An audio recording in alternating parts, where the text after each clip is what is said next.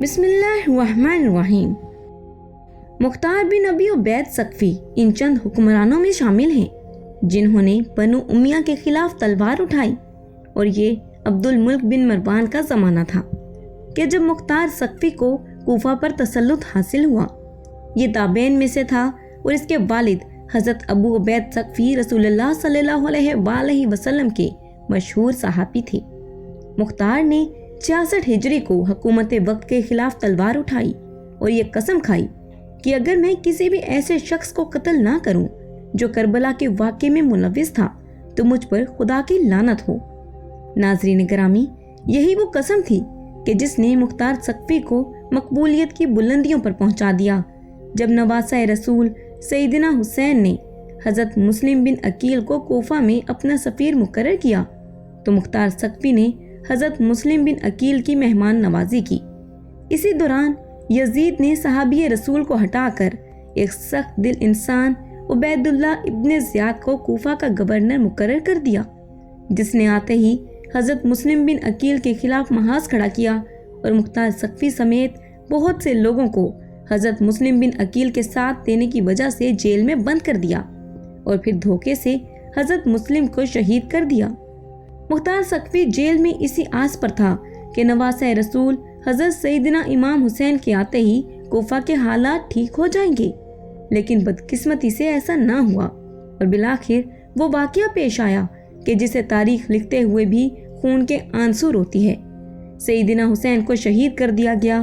اس واقعے کے تقریباً 6 سال بعد مختار ثقفی کو کوفہ پر حکومت بنائی اور قسم کھائی کہ واقعہ کربلا میں ملوث تمام کرداروں کو جہنم واصل کروں گا۔ مختار نے کچھ لوگوں کی مدد سے 6000 لوگوں کے ناموں کی فہرست تیار کی کہ جو واقعہ کربلا میں یزیدی فوجی تھے، اور تہیہ کیا کہ ان میں سے کسی ایک کو بھی زندہ نہ چھوڑے گا، انہیں عبرت کا نشان بنا دے گا۔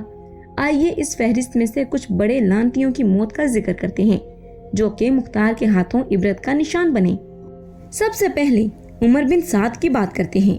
عمر ابن سعد کربلا میں حضرت سیدنا امام حسین اور اصحاب کو بے دردی سے شہید کرنے والے لشکر کا سپہ سالار تھا۔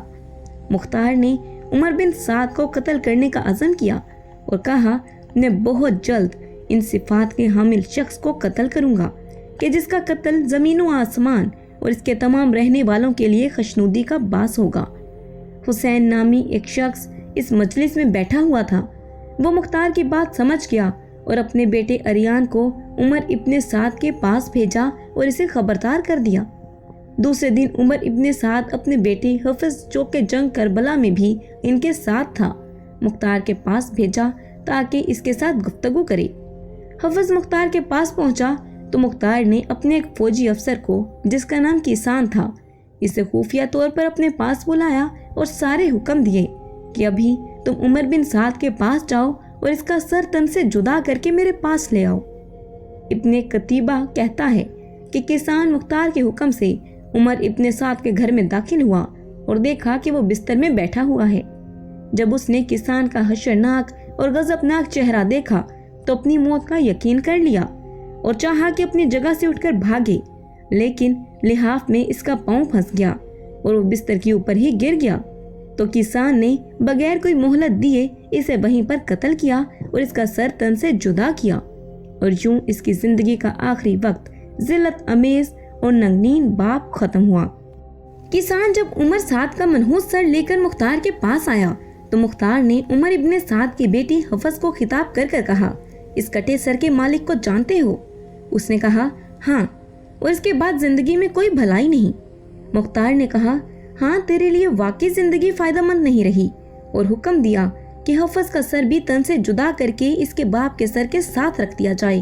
اس کے بعد مختار نے کہا، عمر ابن سعد کا سر حسین کے بدلے اور حفظ کا سر علی اکبر کے بدلے، لیکن فوراً ہی اپنے جملے کی تردید کرتے ہوئے کہنے لگا، ہرگز نہیں، خدا کی قسم کبھی یہ برابر نہیں ہو سکتے، بلکہ اگر میں قبیلہ قریش کے 3/4 حصے کو قتل کر دوں گا تب بھی حسین ابن علی کی انگلی کی ایک گرہ کے برابر بھی نہیں ہو سکتے۔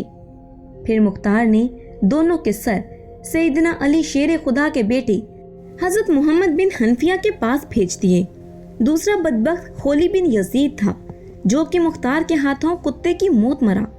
یہ خولی وہی شخص تھا جس نے نیزے پر حضرت سیدنا مولا امام حسین کا سر انور چڑھایا اور کوفہ ابن زیاد کے دربار میں لے جا کر خوب انعام و اکرام حاصل کیا۔ بعض روایات میں تو یہ بھی ہے کہ کسی نے سیدنا حسین کو آخری نیزہ مارا تھا۔ کوفہ پر حکمران بنتے ہی مختار سقفی نے اپنے کوتوال ابو عمرہ کو چند فوجیوں کے ساتھ خولی بن یزید کی گرفتاری کے لیے ان فوجیوں نے آ کر خولی کے گھر کو گھیر لیا۔ جب فوجی کو علم ہوا تو وہ چھپ گیا اور اپنی بیوی سے کہنے لگا کہ تم ان فوجیوں سے کہنا مجھے خولی کے بارے میں کچھ پتہ نہیں ہے۔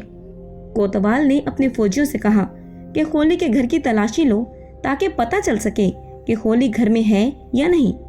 خولی کی بیوی وہی تھی جس نے سیدنا امام حسین کے سر انور سے پوری رات محبت کی تھی اور خولی پر وہ ناراض تھی۔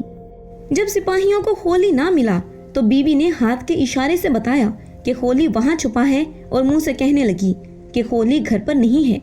خولی سر پر ایک ٹوکرا لیے چھپا ہوا تھا۔ اس کو گرفتار کر کے لے جا رہے تھے کہ راستے میں ہی مختار سقفی مل گیا۔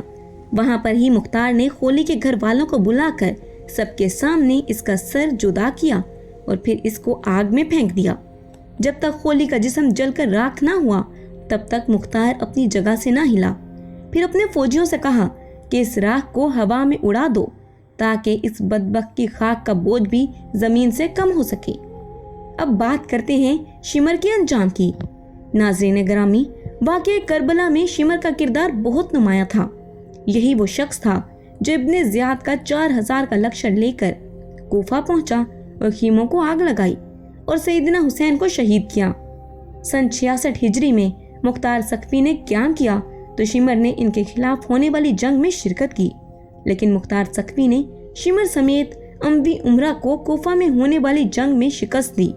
مختار سقفی نے ارادہ کیا کہ وہ کربلا کی جنگ میں شریک ہر یزیدی کمانڈر کو قتل کرے گا اور اہل بیت کے پاک گھرانے کا بدلہ لے گا۔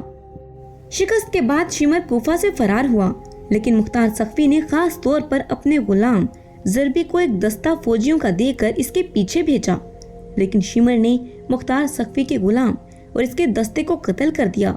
پھر مختار سقفی خود اس مہم پر نکلا اور شمر کو گھیر کر اس کو قتل کیا۔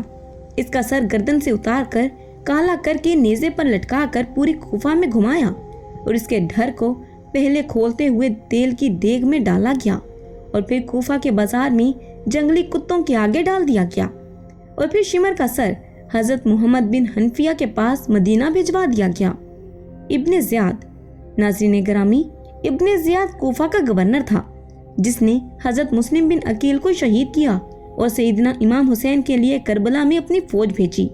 اسی کے حکم پر پانی بند کیا گیا اور اسی کی خط کی روشنی میں کربلا کا واقعہ وقوع پذیر ہوا۔ مروان کی حکومت میں ہی سلیمان سرد خزائی نے توابین قائم کیا جو کہ کوفہ کی توبہ کرنے والوں پر مشتمل تھا، جو نواسہ رسول حضرت سیدنا امام حسین کی شہادت کا بدلہ لینا چاہتے تھے۔ مروان نے ابن زیاد کو ہی توابین کے مقابلے کے لیے بھیجا۔ 65 قمری میں مروان میں موت واقع ہوئی، لیکن ابن زیاد نے پیش قدمی جاری رکھی اور عین الواردہ کے مقام پر توابین کو شکست دے دی۔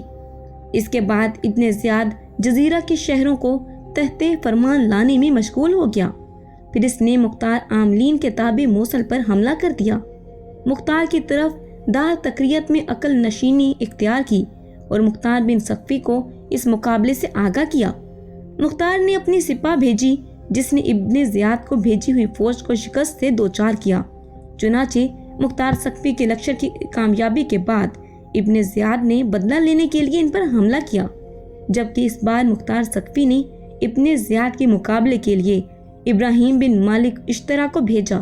چنانچہ دریائے خاصر کے ساحل کے نزدیک موصل سے 5 فرسخ کے فاصلے پر عراقیوں اور شامیوں کی بہت بڑی جنگ ہوئی، جس میں محرم 67 ہجری کو ابن زیاد نے شکست کھائی، جہاں پر ابن زیاد کا قتل ہوا۔